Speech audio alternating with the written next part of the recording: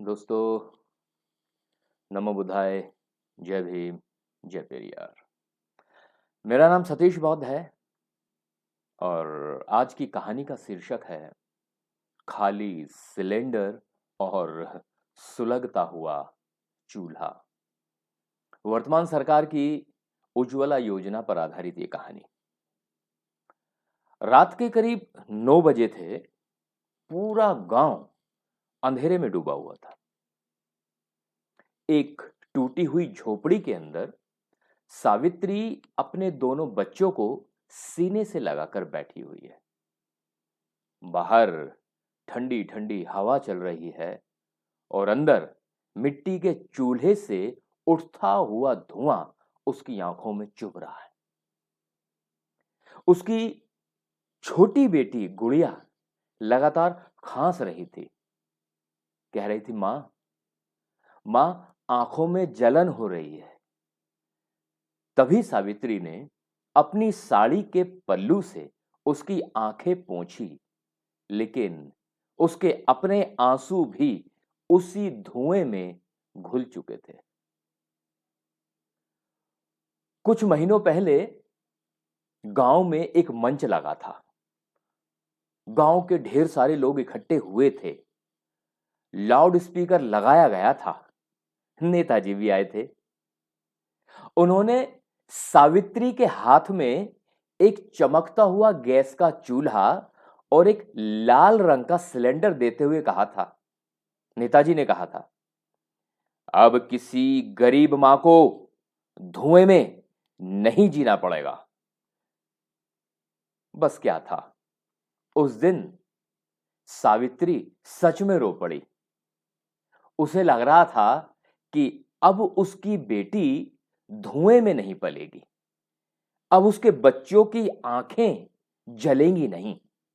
अब उसकी जिंदगी बदल जाएगी। उसने पहली बार रोटी बनाई थी गैस के चूल्हे पर। बच्चे बहुत खुश थे और उन्होंने कहा, मां मां, आज रोटी में धुएं की बदबू नहीं आ रही है।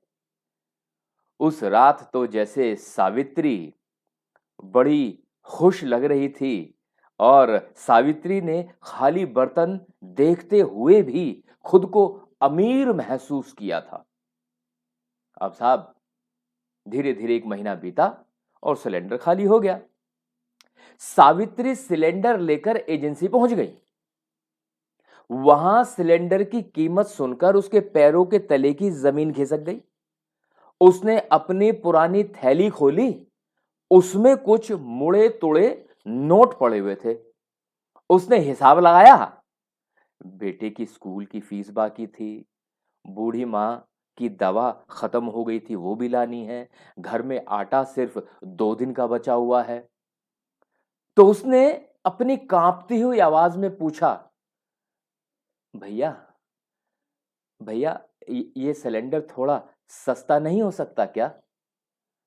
तो दुकानदार ने बिना उसकी तरफ देखे कहा, पैसे हैं तो ले लो, नहीं है तो निकलो। सावित्री चुपचाप खाली सिलेंडर उठा करके लौट आई। रास्ते में उसने कई घरों की छतों से उठता हुआ धुआं भी देखा था। उसे समझ आ गया कि सिर्फ उसका चूल्हा नहीं बुझा था, पूरी गांव के सारे गांव के सपने बुझ चुके थे।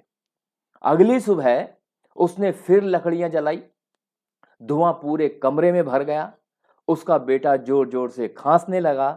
दीवार के कोनों में रखा गैस का चूल्हा चमक रहा था, जैसे कि गरीब के अधूरे सपनों का मजाक उड़ा रहा हो। छोटी गुड़िया ने मासूमियत से पूछा, मां मां, वो लाल वाला चूल्हा अब कभी नहीं जलेगा? सावित्री कुछ पलों तक चुप रही। फिर खाली सिलेंडर को देखते हुए बोली, बेटी, गरीब के घर में चीजें आती तो हैं, लेकिन उन्हें चलाने लायक खुशियां नहीं आती। उस रात सावित्री ने बच्चों को भूखे पेट सुला दिया और खुद देर तक उस खाली सिलेंडर को देखती रही, जैसे वह कोई बर्तन नहीं बल्कि टूटा हुआ वादा हो। गरीब को सिर्फ चूल्हा नहीं चाहिए, उसे वह जिंदगी चाहिए जिसमें चूल्हा रोज जल सके। खाली सिलेंडर सिर्फ लोहे का डब्बा नहीं होता, वह गरीब की टूटी हुई उम्मीदों की आवाज होता है। तो दोस्तों, मैं उम्मीद कर रहा हूं कि आपको इस कहानी के माध्यम से ये जरूर अंदाजा लग गया होगा कि हमारे देश में सरकारी योजनाओं की क्या हालात है।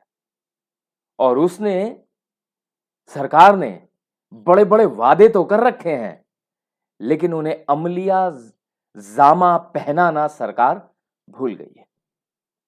मैं उम्मीद करता हूं ये बात आप तक जरूर पहुंची होगी। फिर किसी और कहानी के साथ आपके बीच में फिर से उपस्थित रहूंगा। तब तक के लिए नमो बुद्धाय, जय भीम, जय पेरियार।